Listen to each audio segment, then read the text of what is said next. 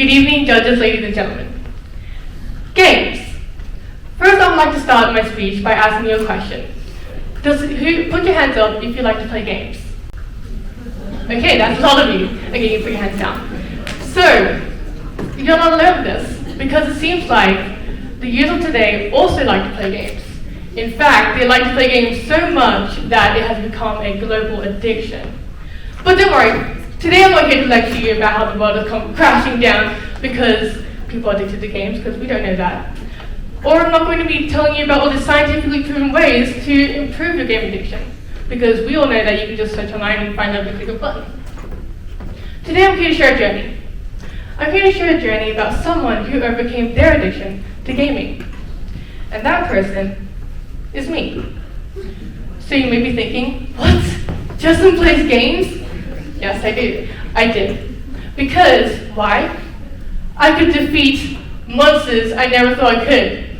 I could build a city for millions of people to live in with just my hands. But while I was playing these games and enjoying this freedom to play games, I didn't realize that, yes, my virtual self could enjoy all these, medals, but my real self was falling down. And this was because I enjoyed the freedom of playing games. First thing I developed was false speech. I lied to people, saying I was being productive, when in fact I was playing games on my iPad. I didn't know my actions had consequences. I couldn't focus in class.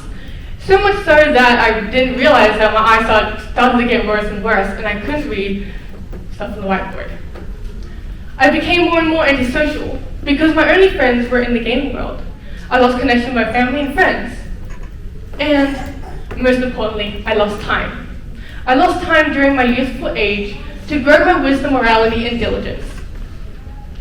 So, what did I do to solve this? Because we all know this is the wrong issue. Well, I searched on Google. Smartest answer. But the answers on Google were so frustrating. For example, one of them was hang out with friends. Well, if you're a gamer, then you'll know that most of your friends play games, so that doesn't work out.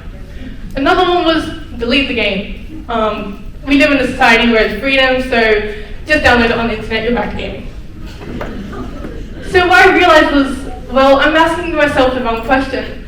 What I'm meant to be asking myself is not what to do, but why did I get addicted to games in the first place? And that was because I was hindered by worry and restlessness. I played games because by playing games, I didn't have to worry about my upcoming exams or assessment tasks.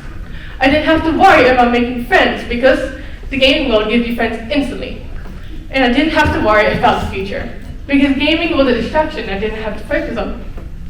So, the bully came up with two solutions to this, and I followed those two. The first one was to ask questions.